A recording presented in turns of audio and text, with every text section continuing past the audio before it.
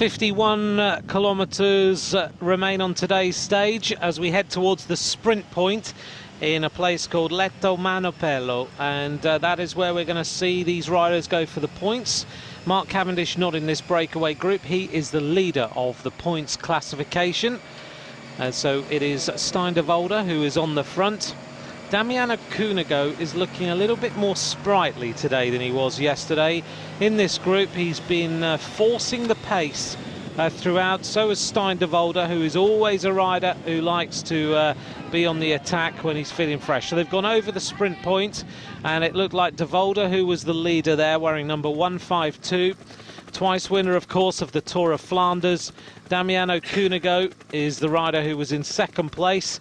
The average speed right now is just under 39 kilometres an hour, and the race is splitting all over the countryside, and it probably will be in pieces by the time we get to the finish in Chieti, the finish at the top of this really tough climb. Well, this particular climb is not easy by any stretch of imagination. You're looking at 11.5 kilometers long and 8.5% in average gradient. So, you know, it's a proper climber's climb, this one. So no doubt we will see this this group here being whittled down to maybe 50 riders by the time we get to the top. There'll probably be a few of the guys coming back on again with a nice long descent. But you know, if Team Sky and Omega Pharma Quickstep decide to set the pace, then you know, there'll be a few guys hurting. It's interesting in Italian races, particularly in Tirreno and other stage races in Italy, that as we see Terpstra dropping back, that they put the sprint points on the climbs. Yeah, I've never liked that. You know, I mean, some races they do it like that. It's the same thing when you go down to Spain. Most of the time you've climbed about 10k before they actually set the start of the climb. So, you know, it depends on what kind of racing you know, they're used to and how they prefer to do things. And obviously they want a sort of an intermediate sprint to be among the guys that are sort of up there for you know, half decent climbers. A day today then where you have to be very vigilant about what's going to happen. Today's climb that we're on now, as we can see Team Sky coming to the front, great time for a caption. Passo Lantiano takes us to 1,306 metres. As you've mentioned, it's 11 kilometres in length, and it is pretty steep, 13%. And if we look at the overall contenders and we think about riders who are still up there now, we're looking at Kwiatkowski in the lead, but he only has 4 seconds from Froome. Nibali's in third, Contador's in fourth, Horner's in fifth place. The surprise package of yesterday, Sant'Ambrogio is in seventh place, Kreuziger in ninth, Evans lost a lot of time. But today's not one of those easy days, is it? You've got a climb like now, then you've got the fast descents, tricky little climbs along the way, and then you've got this really tough finish as well. So you cannot afford to have any moment of not paying attention. No, you certainly can't, and it's one of those days where you need to save a lot of energy because of this final steep climb. It's all about unleashing as much energy as you have left in you, and it's sort of suited to a different type of finish here compared to yesterday, maybe. Although I hope we'll see Chris Froome up there challenging for the win today. Looking at Cunego and Stijn de Volder. Cunego in the pink and blue here on the front. Obviously, two of the stronger climbers. Although I'd say Cunego is obviously the better climber out of the lot of them. But if you start looking at the average gradient on this climb, and just to put it into context, we're not actually far off what the Alpe d'Huez is in terms of average gradient. So it's a very, very tough climb indeed.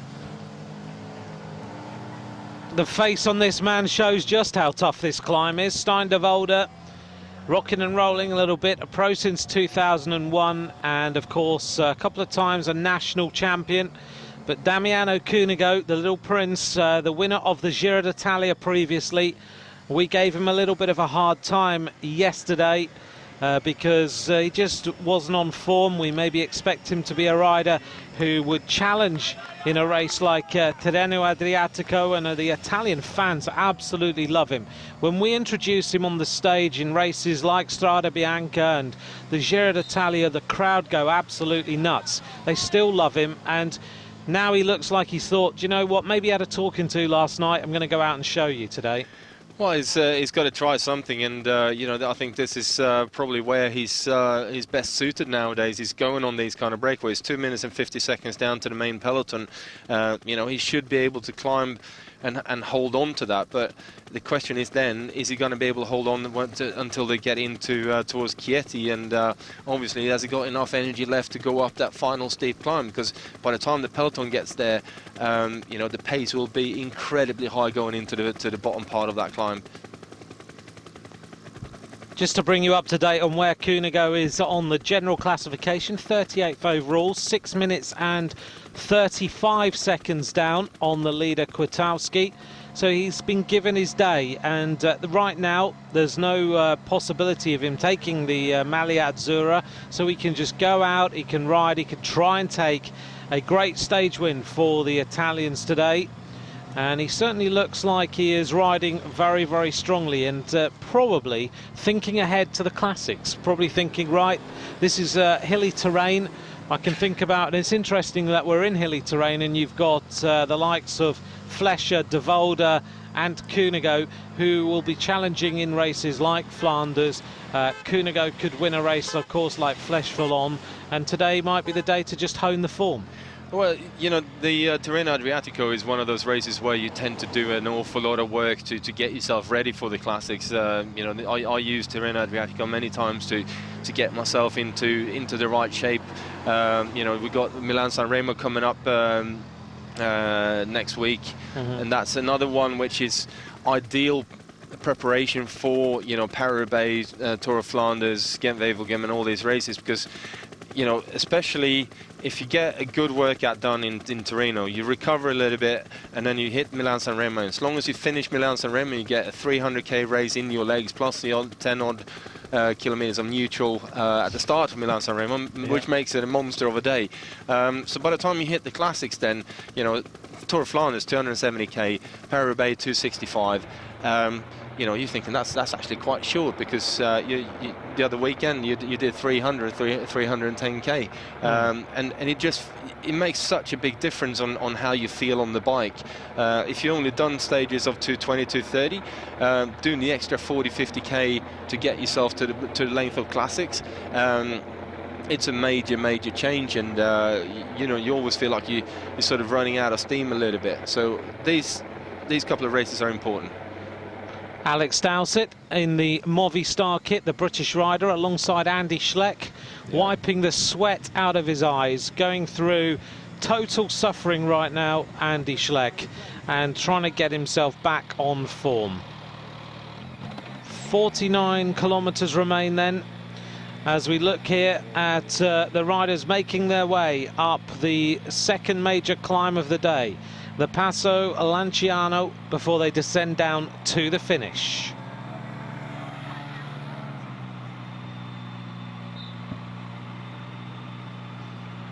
Damiano Cunego has splintered this breakaway group all over the slopes of this 11.7 kilometre climb.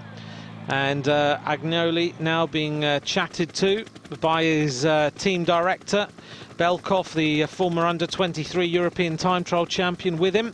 As we look down now from the helicopter on the Maglia Azzurra group, being led by the SkyTrain. They're all on the front, and they are keeping the pace nice and high.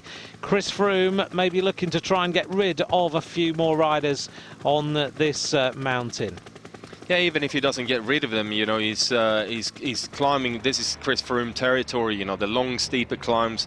He'll certainly be able to put a certain amount of pressure on the other guys and maybe wear them out a little bit by the time we get to the shorter, steeper climb at the finish. And you know, that's a good tactic by him and his team. Shots there of Filippo Pozzato, as he says, no, I had enough today. Let's just get to the top of this climb. And just in front of him there, wearing number 151, the rider Fabian Cancellara, who will join in with Pozzato now. Just in front of him is Popovic. And Cancellara again, another rider who is just riding through here. Here's Filippo Pozzato. Still looking like he's always been a chunky rider, but he'll be looking to hone his form a little bit more, ready for races like Milano San Remo next weekend might come a little bit too early for him by the looks of things, but his teammate Cunego is dishing out some pain. Yeah, it's an interesting one, Milan San Remo. You know, it's we start sort of mentioning the sprinters coming into the Milan San Remo, but we got to also remember it's two seriously difficult climbs within the last sort of 30 kilometers of the race. But also already before that, by the time you hit the coast road, you start climbing, and it's a really tough race. But I wouldn't put Pozzato completely out of the question for Milan San Remo. He's certainly going to be one of the guys that you know Lampre will protect to see whether he can get over there. He's fast enough in the sprint, and like I said, after 300 kilometers, it's a completely different way of sprinting after that kind of distance compared to sprinting after 200k. So I think he's just working his way. Same thing with Cancellara, just getting more kilometers, getting more race miles, and just getting the feel for things. Grey clouds in the background, but through the slightly greyer conditions comes the very now fluorescent kit of Lampre. They've added the green. They've got new bikes for this year. They're on the Merida bikes, and the green of that shining through a little bit. I'm told that this jersey, and you might be able to confirm this, is designed by the team main sponsor, and every year they get a load of drawings and they show them what the jersey's going to be like with the new sponsors and everything on it, and every year he just crosses it out and changes it back to the pink and blue and adds bits and pieces on and has it how he wants. Pretty much, yeah. I think that's that's the case. But you know, I quite like the Lampre jersey as such. It's one of them that is very easy to pick out. It stands out from just about any picture you get, whether it's you know, whether it's live pictures on your television or whether it's you know, still images, or even if you're standing on the side of the road, you'll always be able to spot that jersey, and you know, it's not a bad thing. But you need a tan. You do need a tan, but you know, these guys, most of them, they train in warm conditions throughout the winter, so by the time they get to racing season, they look pretty sharp anyway. Yeah, absolutely. Well, there is the shot of the rider in the blue jersey, Kwiatkowski. His teammate Mark Cavendish was the former wearer of that jersey before they passed it around the team bus yesterday. The white jersey there is worn by Tom Jelter-Slagter, who was the winner of the Tour Down Under, young rider who actually likes to do a bit of speed skating in the winter. That's his favourite pastime. 42 kilometres remaining on today's stage. Stage 5 of Tirreno Adriatico over the difficult climbs. We're on the Passo Lianciano, taking us to 1,306 metres above sea level. We're starting to hit some of the snow-lined areas on this climb. Not anything like yesterday's stage, but actually we're only, what, about 100 metres above sea level lower when we crest the top of this climb than we were yesterday. Cunego working really strongly here. He's been on the attack most of today. The winner previously of the Giro d'Italia, and the fans love cheering him on as he makes his way around now the switchbacks to the top of the climb. Yeah, Cunego is actually riding a very equal pace to what Team Sky are doing on the front of the peloton, and you know, to do that on your own like this is certainly a strong ride, especially seeing as he's been in this breakaway since one of the first kilometers of the day. The Volderdo, he's definitely losing his pace a little bit. It's down to minute 53 off the back of Cunego, and I think he'll probably get swallowed up by the peloton before you hit the top of this climb. We look back in the Palmares, the list of wins of Damiano Cunego, and it's been a little while since he won anything major. I mean, he had no major wins last season. The year before, he won the odd stage of things here and there, but he won a stage of the Tour of Romandy, and he was second in the Tour of Switzerland. Before that, you have to go back really to the sort of 2008 time, and that's when he had his last really big win. He won a stage of the Vuelta in 2009, but in 2008 he won Lombardy. So he has had a really lean time, lots and lots of top 10 places, so it'd be great to see him come right back to form. It would be great to see him come back to form. I think he won Amstel Gold in that year in 2008 as well. So, you know, he's certainly a rider who's got the qualities of being right up there. As we see Dario Cataldo taking over the pace setting after Dombrowski. Dario Cataldo, an Italian rider who knows this climb very well. He is from here. So he is probably thriving and enjoying being right on the front of the chasing group with Team Sky as they look to limit the advantage of Damiano Cunego. Working strongly now, really tapping out what Magnus has said has been a nice steady rhythm all the way to the top of this mountain on the new machines for the Lamprey squad. They've been on the same bikes for years until this season, where they've switched over. Now we're getting into much more snow-lined roads. Yeah, it's interesting to see when teams change equipment and so on. And I think, you know, Lamprey have been with Villiers for such a long period of time, and then now finally that they've made the move. And you know, sometimes that can actually spring a bit of a new life into rider, maybe like Cunego, who's been with Lamprey since 2005, I think, around about that time. Yeah. And you know, it can just change the feel that you get on the bike, and you know, maybe it's something that he's enjoying. Well, certainly, you know, maybe the fact that he can get a new bike, he can talk about it, he can learn. Maybe the company is really keen to invest a little bit more than another company, and that way he might get a bike that he really likes. They might make a few tweaks for him because they see him as the champion of the team, and it can make a big difference. I know they were in Mallorca a few weeks ago when I was there with one of the small British teams, the Madison Genesis team, and they were in the same hotel, and they had all the press, so many people there. They had bike tests going on every day. They had the team bike there, so I got the chance to have a little look at it. So they were putting a massive amount of resource. They had so many people there, they had to have their own restaurant. Yeah, but I mean, I know exactly what it's like when you get one of the big companies, and Merida is actually one of the bigger bike companies out there in the world today, and the resources that they have is you know, incredible. So no doubt, you know, if they've decided that they're going to sponsor a team of this size and this caliber, you know, they will throw everything but the kitchen sink at it.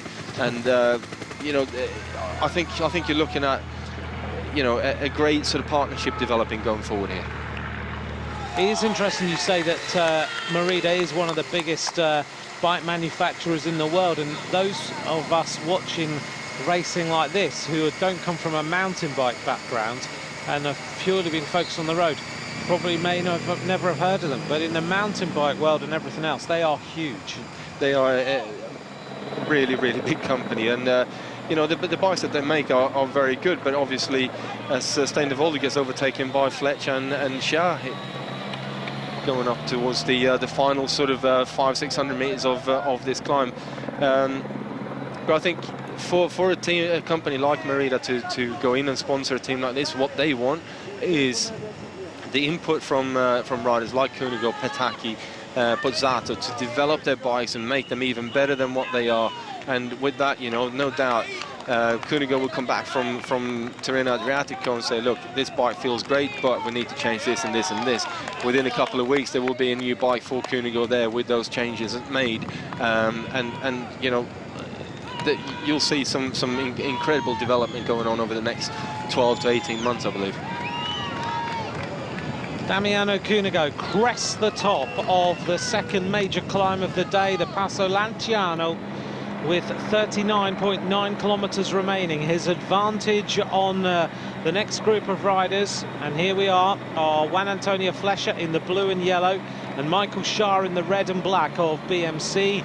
His advantage is somewhere hovering around about the 2-minute mark, but we'll get proper confirmation once they go over the top of the climb. The snow left and right looks like the gap is dropping, and Sky on the front of the peloton are mopping everyone up. Yeah, they certainly are. What they want to be a little bit careful of now is on the first part of the descent with the snow-lined roads here, coming into some of the corners. You want to make sure that you're not hitting them too hot because of, you know, melt water coming from the snow drifting across the road, and it's very easy that you actually just going in a little bit too fast into a corner, and then you know, you end up sliding off because of a damp patch on the road. So Cunego will need to take a little bit of care, and the same thing with all the rest of the guys coming behind him. A few riders trying to hold on to the top of this mountain. I just noticed Samuel Sanchez, the Olympic champion, I think from that helicopter shot, was looking like he was being dropped on the back of the group there. Number 114 is Juan Jose Cobo, a former winner of the Vuelta a España. 39 kilometers now remain as the riders take on some food. They grab the musette bags, they sling them over their shoulders, they take whatever they want out of them, and then they get rid of them. But Sky are really driving on at the front here, aren't they? Cataldo is happy to be in his home area. The gap is 1:57 at the top of the mountain.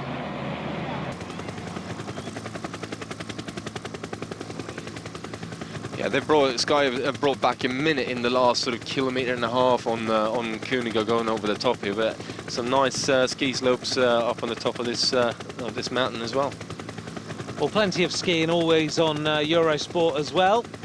As we look there on the people going down on their snowboards and their skis, enjoying the winter conditions, whilst these riders clad in lycra go over the top and then start a very cold descent down to the base of the final climb of the day. The riders will be facing Chieti.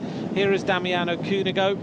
And as Magnus has mentioned, you have to be so careful in these corners because you can hit any little bit of icy water and then you have a real major problem. So these skiers trying to get down, I think, to get to the roads maybe and watch the racing.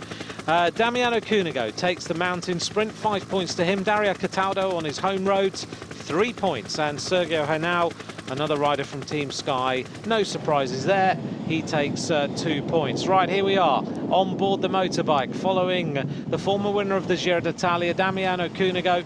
Amazing that he has got no arm warmers on. He hasn't even put a gilet or a rain cape or anything on to keep himself warm.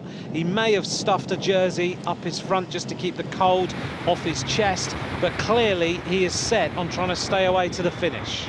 Yeah, you haven't really got the time to sort of mess about with getting your raincoats on and things like that. If you're trying to stay away from a charging peloton like the one we're seeing here, you need to just get going. Most of the time you have a few people standing on the top of a mountain like that, just as you crest the top, handing out newspapers. You grab a newspaper, you shove that up underneath your jersey on your chest, and that keeps the cold air from hitting your chest. And that's how you actually stay reasonably warm with that. And obviously, once you get down to the bottom, you can just take that one out and put it on the side of the road by, you know, most of the time we do that next to sort of spectators, so they pick up all the litter. And they take them home and they stay as a souvenir for the next 20 years. Exactly. So Gazzetta dello Sport, not just a sponsor of the Giro d'Italia, but also being put to very good use at the top of the mountain. The motorbike trying to stay away from the riders from Sky. Oh, that was an interesting shot, wasn't it? As the cameraman realised they were going to have to get very quickly out of the way. Well, the motorbikes actually do struggle to stay away from the bike riders. If it gets really twisty and technical, they have to accelerate so hard out of the corners and actually leave a reasonable distance when they start braking, because the speed a bike rider can go through these turns is far faster than what any, well, should I call most motorbikes are capable of doing. Throw, you know, a couple of like Valentino Rossi, he's probably capable of holding on all right. But you know, there's been a few of the top-end MotoGP guys in the back of team cars and watching, you know, some of the guys going down the mountain, and they call us all completely crazy. But you know, there you go. Well, we're watching a rider who's a very good descender, Damiano Cunego. This descent actually is around about 28 kilometres until we hit flat roads. So he's got a long way downhill. It'll ease off a little bit when we get to around about the 210 kilometre point. Damiano Cunego getting rid of another bottle, and the rest of the peloton all in one long line. We talked yesterday about the different descents. Yesterday's descent was more straight and fast. This one has got constant twists and turns. So yesterday you saw a bunch of riders racing down, changing at the front, keeping the pace high. Today, one long line flat out. Yeah, it's virtually impossible to overtake on a road like this. The only time you can do it is by actually under-braking someone and cutting them up, cutting them up before you actually head into the turn. You'd see if a team is on the front like this, you try to just sort of stay in the position you are, unless there's someone right in front of you who's losing the gap or creating a gap and not able to follow. Then you try and just dive underneath him in coming into the next corner, and then accelerate hard, and you're back onto the line of riders in front of you. You can see Cataldo here now coming straight back up to the motorbike. He just needs to get out of the way. The motorbike camera just a little bit too close here.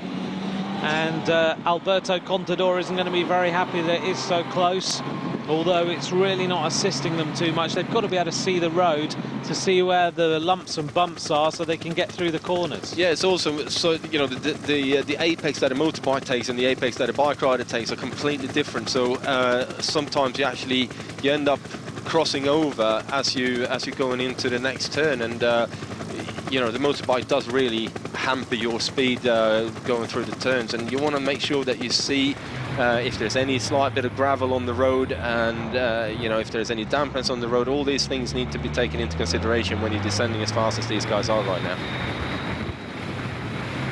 On a race like today then, the riders, do they have any choice of tyres that they're going to use, or generally they're all on the 25 or 23 millimetre tyres for a race like this? Well, most of the time we do ride 23 millimetre tyres. There are certain days now where you go a little bit bigger, and also the wheel developments are going towards using a 25 millimetre tyre. So some wheels today are actually specifically made for a 25 millimetre tyre. Aerodynamically, they are so much better than the old combination of a 23 millimetre tyre and a narrow kind of rim. So, but the tyres tend to be pretty much the same throughout the year. They never really change. There was a time when we started going with dry and wet tyres, but it becomes really difficult to sort of change. You have to have double setups of wheels and so on and so on, and it didn't really make that big a difference in terms of the grip that you can generate in different conditions.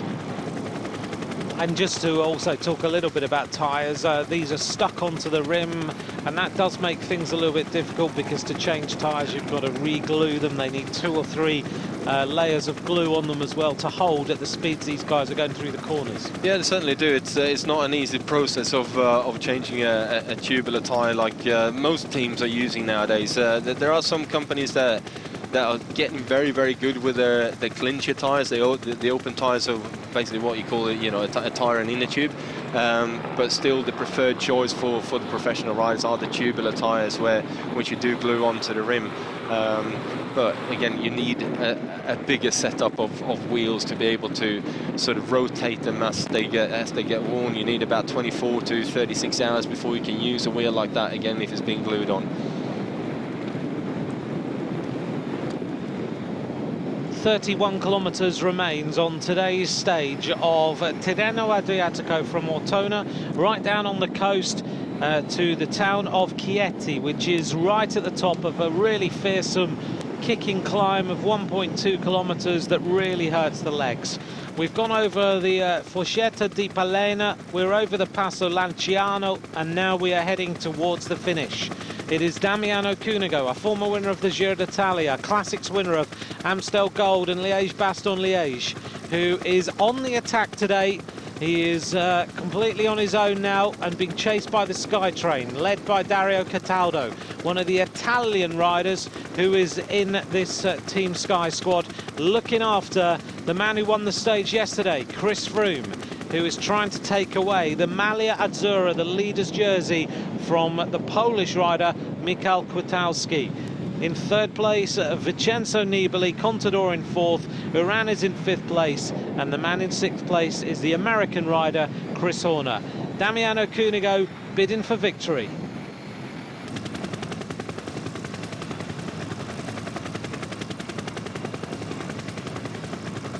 Back of the team car here is Wouter Poels of Vakon Soleil, another rider who's been riding strongly in this race so far. He lies 14th overall, and he is 1 minute and 36 seconds down. 6 pro wins since he turned professional in 2007.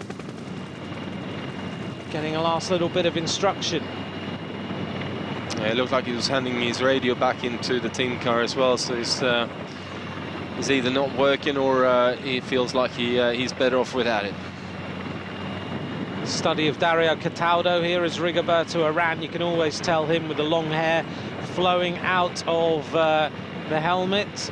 Chris Froome handing something to Dario Cataldo. Look like a gel or something. Still the gap is 1 minute and 1 second. This man has produced a great performance, yes, from our comments of yesterday. He looks very, very good today. Yeah, he's working hard, that's for sure, and you know, it's an impressive ride for sure, that having been away for such a long period of time and then doing that final climb, and still managing to hold the gap reasonably well. You see with number 81 in the red jersey, there's Joaquim Rodriguez, who we think should be up for a nice little hit at the stage win today. It's a perfect day for that short rider who pushes a real big punch when it comes to these final climbs. Rodriguez, he's got 2 teammates in here. He's got Belkov and he's got Moreno. So Belkov has just gone back to the team car. He's got a little bit of food and he's making sure that everything is all right with his team leader. This is Niemiec, another Polish rider, wearing number 95 for Lamprey. They don't have to do anything. Astana have more riders in here now who've rejoined. Tony Martin, the World Time Trial champion, sitting just in front of Kwiatkowski in the blue and white jersey as the race leader. So let's run through them quickly. Henao, Cataldo, Urán, Froome, Martin, followed by Kwiatkowski, followed by the team of Astana with Nibali sitting in there. Tirreno is also there. Alongside them, a couple of Lamprey riders in the pink and blue with Niemiec, and they will just disrupt the chase. They won't do anything to help, because Damiano Cunego is the rider in the lead, and this is certainly giving him some pain now. He's looking for any opportunity to get a little bit of assistance if he can. If he can get a little bit of slipstream now and then off a motorbike that's waking its way back to get shots of him, then he will. Tell you what, Contador looks like he's got a good teammate in there as well, in Michael Rogers sitting just in front of him, ready to take Contador into the base of this climb. Good observation there from you, Magnus, to see Rogers, who last year would have been in the Team Sky kit. He would have been sitting in front of Chris Froome, and who helped significantly in Brad Wiggins winning the Tour de France. So a great teammate for Alberto Contador to have in here. 11 kilometres remain on today's difficult stage in Tirreno Adriatico as we head towards the sprint point at 4.6 kilometres to go. Cunego looking to try and get the points there if he possibly can. Yeah, this is now, if he's got anything left in the tank, this is when he needs to start really pushing, because the pace is going to be driven up in the peloton here. You can see the Saxo is starting to move up a little bit closer to the front and alongside the leader's jersey of Kwiatkowski. And when things like that start happening, then you know there's a little bit of sort of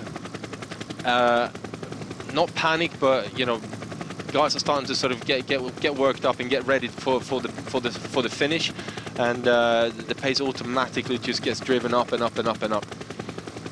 The Saxo Bank riders then, if you are trying to pick them out, they are the riders in the blue, white and yellow. At the front is Michael Rogers. Just behind him is, I think, Kreuziger, who won that magnificent stage last year in the Giro d'Italia when he went away in the mountains, and the fans went nuts about that great victory. He was so disappointed to lose a load of time before he took that win. Also in there is Hernandez, and then the rider who's with them is Alberto Contador. 10 kilometres remain now for Damiano Cunego. 57 seconds his advantage on today's stage as he is hunted down by Team Sky. Can he hold on to the finish? That's the big question now. Dario Cataldo with the time trial style of the Italian champion who ran there. Chris Froome, followed by Tony Martin, followed by Kwiatkowski. Moving up on the outside here come the squad of Cannondale in the lime green with Moser and Nibali. The two riders from the Vini Fantini team follow them. On the far side in the blue and yellow are Saxo Bank with Alberto Contador. Is he going to get some seconds back today? There's a 10-second time bonus on the finish line. Contador fourth overall, 30 seconds down after the amount of attacking he did yesterday. It didn't really pay dividends for him, but today it could all change.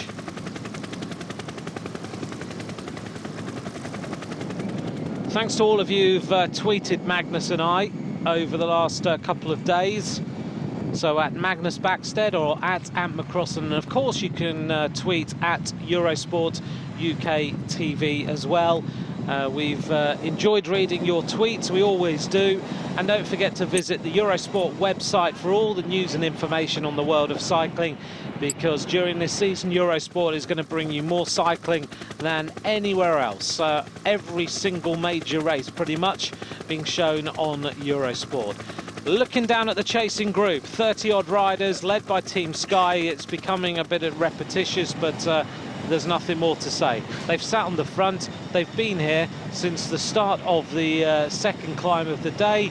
It's been a team time trial, and if there is a World Time Trial Championships, of course, at the end of the season, you'd normally expect them to win if they weren't so tired, having sat on the front of every Grand Tour there is. Yeah, that is also a possibility. You know, it's nice to see that last year, you know, they brought the team time trial back into the World Championships, all the four trade teams, so for the professional teams.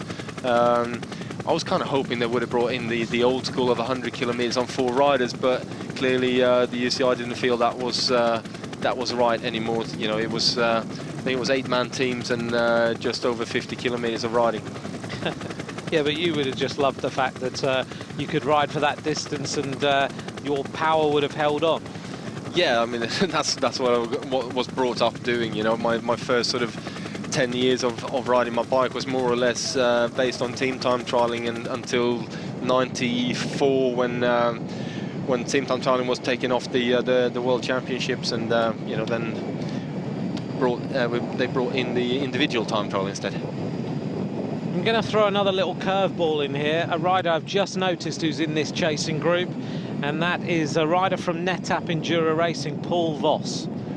There you go. He's made his way in here. He doesn't have to do anything. He just has to sit here, and don't be surprised if there could be a rider in the top 6 riders here who surprises everybody.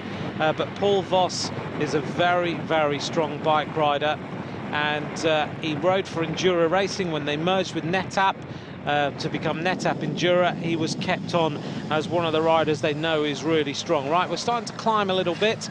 7.1 kilometers now remain, and Damiano Cunego's legs are going to start to hurt. We're going to start to climb up here to Chieti Pietragrossa, which is the top of a little climb which takes you to 284 meters above sea level. Doesn't sound like much, but then you descend down and you kick up that last climb, but this hurts. It's really steep. Well, you're looking at the amount of meters they're climbing. You're looking at probably just over 100 meters in maybe 150 meters in a kilometer or so. That means you're looking at sort of 12 to 15%. So it's going to hurt someone, especially someone like Cunego, who's been out there all day, and this is where it's going to start to tell. And the first couple of attacks in the peloton could come here now.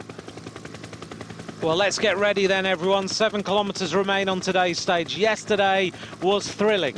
Everything happened on the final climb. Damiano Cunego has come to a bit of a standstill on this little kicker, which is putting his legs in all sort of pain. Now the team car is told by the commissars, you need to come out of the gap, and suddenly, where he hit the base of that climb with just under a minute, he is going to be caught before the top. Cunego is in all sorts of difficulty now. It's been a great day in the climbs for the Little Prince, the winner of the Giro d'Italia previously, a winner of Amstel Gold, winner of Liège-Bastogne-Liège, but now the lactic acid levels have reached his eyeballs and he's about to hit the red zone. The Team Sky riders are just riding him back. He looks around, he thinks, right, that's it, day over. because now it's about the contenders. It's about which rider is going to attack, which rider takes today's stage and takes the 10-second time bonus on the climb into Chieti. Well done, Damiano Cunego. We gave you a hard time yesterday, but today, totally unwarranted. Now he's shown what a great bike rider he is. He's caught, but that form will come for the classics. These riders are now going to try and hold on as we make our way up this climb. Just notice, I think Dan Martin is in here. Yeah, it looked like Dan Martin was sitting down there somewhere, and the pace that they're setting up this climb is absolutely ferocious. Sergio Henao stamping on the pedals as these riders try and stay in the wheels. Dan Martin is there. A couple of riders getting dropped. Moreno Moser doesn't have it. Neither does his teammate. So Sagan is losing two teammates on this climb. Moser has blown a little bit. He lets the wheels go. And look at this. There is only 3 or 4 riders able to go with it. And Sagan is absolutely hanging on. Well, he's on the limit, definitely. Chris Horner just jumping onto the back wheel of Peter Sagan in the green there. Certainly the pace is incredible going up here. It is ferocious. Sergio Henao, followed by Iran, followed by Froome. Kwiatkowski in the blue and white jersey. As we look here back at the front, more riders towards the front. Nocentini has made it. Don't discount him as a possible winner. But Henao is stamping. Kwiatkowski looks good. Nibali looks good. Behind them is Michael Rogers. There is Mauro Vegni. He is the technical director of not just this race, but also the Giro d'Italia. I think it's Hernandez, sorry, not Rogers who is there. It's actually Kreuziger. It's Kreuziger sitting there on the... It is Kreuziger, you're absolutely right. Who's there? He looks good. He's sitting on the wheel of Nibali. Bauke Mollema, I think, is there for Blanco. But Nibali is looking good. Kreuziger looks all right. Sagan is gritting his teeth. This is hurting a lot. Chris Horner, the American rider in the red, white and black of Radio Shack. But the pace is so hard up here. And Sergio Henao is just riding everyone off his wheel. Sant'Ambrogio is there. Sagan is getting dropped. Sagan can't go with the pacemaking now. And he is letting all sorts of riders go past him on this climb. Look at the pain in these riders' legs now. You can see how much this is hurting. Hernandez gets dropped. He's a great climber, and he just can't go with the pace. Peter Sagan, the winner of this stage last year, and suddenly he cracks. Tierra Longo's in trouble as well, but I could see Rodriguez is still up there from Katusha. Dan Martin of Garmin Sharp just towards the back, but Sagan, he's done the right thing though, Magnus, hasn't he? You mentioned this a couple of days ago, yesterday I think, that he's eased off straight away and tries to now, and in fact it hasn't worked. No, Bang. It hasn't worked. That was the pace was too hard from the bottom of the climb, and just not able to hold on to it. It's going to be a different winner in Chieti today. Sagan has blown up totally, and now it remains Froome, Kwiatkowski, Nibali, Kreuziger, Chris Horner. Rodriguez looks really, really easy. He looks so easy. Niemiec is the rider from Lampre.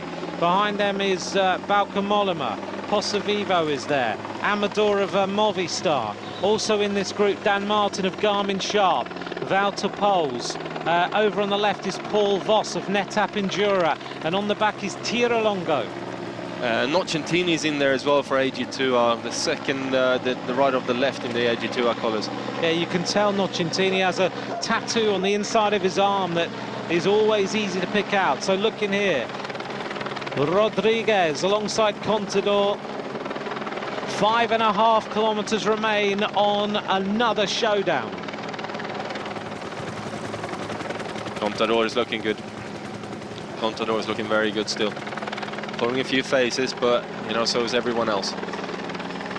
The top of this climb then takes us to 284 metres above sea level. Sky are dishing out pain to the rest of this peloton. Froome still looks comfortable. He has a little look around to Kwiatkowski. Behind him on the left-hand side is one of the Astana riders, Tierra Longo, trying to stay with the pacemaking. Number 201 in front of him is Wouter Poels of Vacansoleil, 1:36 down. Looks like he's struggling. Tirreno now is starting to struggle. Kwiatkowski does have it today. I was going to say, if I was Contador, I would have told Kreuziger at this point in time to just put the pressure on. Oh, here we go. Look at this. Bonus seconds. Froome goes for it. And he looks across. Real gritted teeth acceleration. And Froome has got a bit of a problem now because he has got rid of Sergio Henao and he's got rid of Iran by that acceleration. And it means that Kreuziger and Contador are distancing Chris Froome from the rest of his teammates. Maybe a little bit of a mistake there. Now the acceleration of Contador. He's going to go powering his way up this climb. Nibali is unable to go with it. Remember on the finish, 10, 6 and 4. Contador just trying to give Chris Froome a little bit of pain. I think there was an intermediate sprint there as well, so there's 3, 2 and 1 seconds on that sprint. So Contador picking up a couple of seconds. Here we go then. They've really got this sorted, haven't they, on the intermediate sprint? We need the result, really, of this properly, because now the counter-attack happens. Look at that. Kreuziger went. Froome tries to go the motorbike a little bit too close. Froome says, I'm not having any of that, and we'll see who took the overall points. But there is one rider up the road now, and here he is. Roman Kreuziger. Kreuziger of Saxo Bank, trying now to make a bid for victory. It's a technical little descent here. 4.4 kilometers remain. Just dropping straight into the town of Chieti and then going straight back up again up to the finish line. Here's confirmation then. Contador took the sprint ahead of Nibali, ahead of Froome. Oh, look at this. You have to really bank the bike over. 4 kilometers of a thrilling showdown stage yet again. Kreuziger now looks like he is going to be caught. The counter-attack starting to happen. One rider trying to chase across. I'm just looking to see who that is. And might be a Movistar rider, maybe Amador trying to go across. But it is a Movistar rider, and if it is Amador, it looks like Amador. He says to Kreuziger, come on then, let's go. We've got to get on with this. 2 riders who won stages in the Giro d'Italia last year. 3.6 kilometers remain.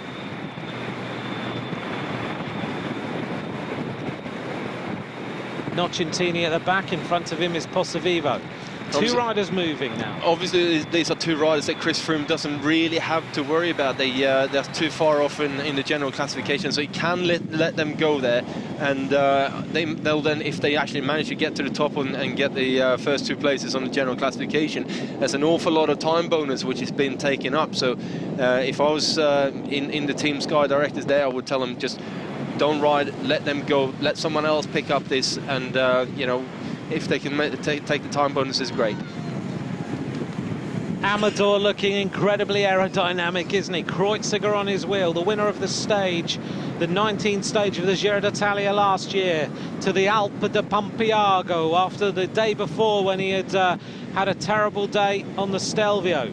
Here we go now, as he races through. Amador gets onto his wheel. We've both mentioned these 2 riders as possible stage victors today. Amador has got that punchy style. He could possibly win. 2.2 kilometers remain. This final climb is 1.2 kilometers to Chieti. It is narrow roads. Normally we expect to see a lot of attacks on this final climb. Last year Nibali tried it. Sagan was the winner. We also saw De Luca go on the attack last year on this final climb of the day. But here we go now. Have these 2 riders got enough? Will Team Sky ride it back? 10 seconds on offer on the finish, remember. All important as Sky. Magnus, they're not going with the tactics you thought. They're going to ride them down. They're obviously confident in Chris Froome's abilities of winning the stage, and obviously that's going to be good for him against Kwiatkowski. But Kwiatkowski is looking very strong there and just following Froome's wheel all the time as well.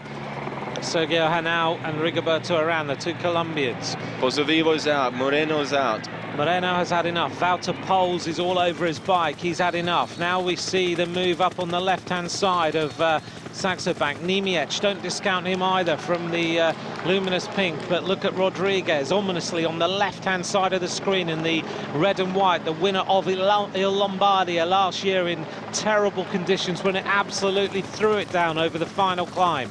So let's just take a little look. Sant'Ambrogio is the rider in the luminous yellow. Nibali is there. Bauke Mollema is there. Contador. So is Kwiatkowski. Number 75 here is the rider from Garmin Sharp, Dan Martin, who you'd expect to see maybe do something on this final climb. So it is Horner also in there for Radio Shack. Kreuziger, Henao, Chris Froome, Sant'Ambrogio over there on the left-hand side. Alberto Contador, Rodriguez, Niemiec, Bauke Mollema, Horner in a big gear. And Kwiatkowski has to go with these moves or he will lose the jersey. And Henao is putting the hammer down. This is not even the major part of the climb yet. 1.5 kilometers remain. Has Froome going a little, is he going a little bit too early? Remember last year in the Vuelta a España, but he was very tired. He tried to ride wheel to wheel with Rodriguez and Valverde on the climbs and he just didn't have it, but this time he's a different rider. He's a rider. Now we see the attack. Joaquim Rodriguez says, right, it's time for me to go. See you later, boys. This is what I expected Rodriguez to do. It's incredibly steep going up here, but is it too early? It's a long way to go. It's one of them where you need to pace yourself. You need to know what your capabilities are here. Il Perito, Rodriguez, the winner of Lombardia, the rider who rode so magnificently in the Vuelta a España. He's an exciting rider, particularly on this style of climb. And if Chris Froome isn't careful, he's going to have a problem, because if he rides like this and then Contador hits him with a big blow, then Froome could have some problems. But Rodriguez is just riding away from the rest of the field, looking magnificent. He's 1:16 down on the general classification. There's 10 seconds on offer. It's like the Vuelta a España all over again. Is that Nibali that was gone there? Looks like Nibali's cracked, but look at the crowd in Chieti. They love it. It's Sunday in Italy, and they're all out as we go over the King of the Mountains point. Here we go, Rodriguez onto this little flat section of the road, and then it really kicks up again, and it is an absolute leg breaker. 1 kilometer to go. Good move by Rodriguez. He's looking very strong here. Rodriguez started the day 10th overall, 1:16 down. He wants the time bonus. Now it goes quiet. All the crowd always stay in that little bit down there. And he is now going to try and time trial his way to victory. They loved him winning Lombardia at the end of last season. And with over 6 hours of racing in the mountains, Rodriguez is looking good. A chasing group here, Magnus, of Chris Froome, Contador, Horner, Sant'Ambrogio, and 2 other riders in there. I couldn't quite see Kwiatkowski there, though. Has Kwiatkowski cracked? Now we're into the little narrow street. Rodriguez setting himself up for a big stage victory in Tirreno, Adriatico. He looks around there. Now he's going to turn. It's going to kick up again before the finish. And then he'll hear the finish announcers as they bring him across the line. Looks like Mollema is there. Rodriguez looking very strong indeed. A little kick now up towards the finish line onto the rumbling cobbles. Really going to vibrate through the hands. But he's got here. Now goes Contador. Contador says, right, it's time for me to go. So he attacks, and he's taking 1 rider with him. And Froome looks like he is trying really hard to get on the wheel, but Rodriguez takes a stunning win in Chieti. After 6 hours and 6 minutes of racing, Perito takes the stage win.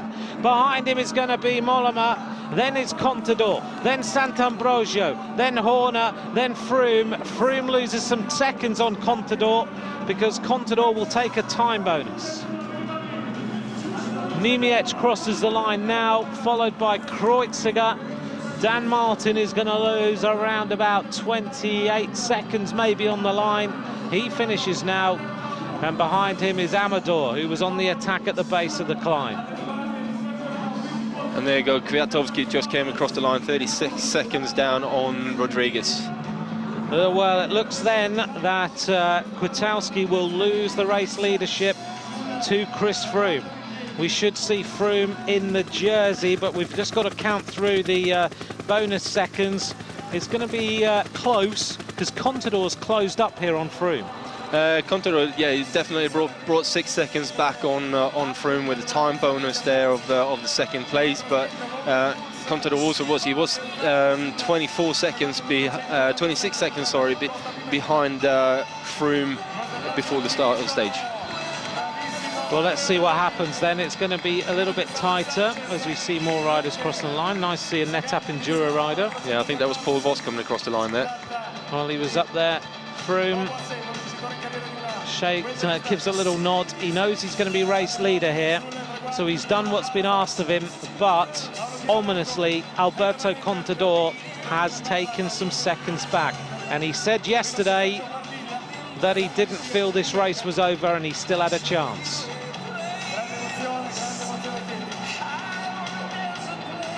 Castroviejo now heading up towards the finish,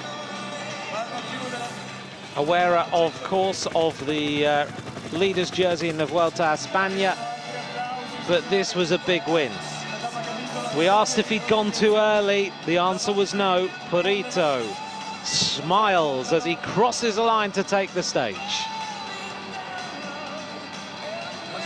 Confirmation then of today's stage results. Joaquim Rodriguez takes the victory ahead of Bauke Mollema of Blanco. Alberto Contador in third place, so he will take a 4-second time bonus today. Sant'Ambrogio again with a great performance in fourth, Horner in fifth, and Chris Froome in sixth place.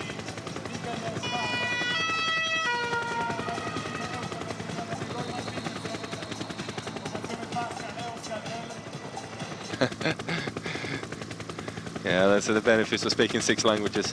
A great day then for Team Sky. Stage 5 of Tirreno Adriatico leaves the general classification looking like this. Froome leads, 20 seconds his advantage on Alberto Contador, and Vincenzo Nibali in third place also at 20 seconds. Kwiatkowski with the loss of the time bonus and cracking on the final climb means that he is now fourth place at 24 seconds. But it's still all to play for, 2 stages left.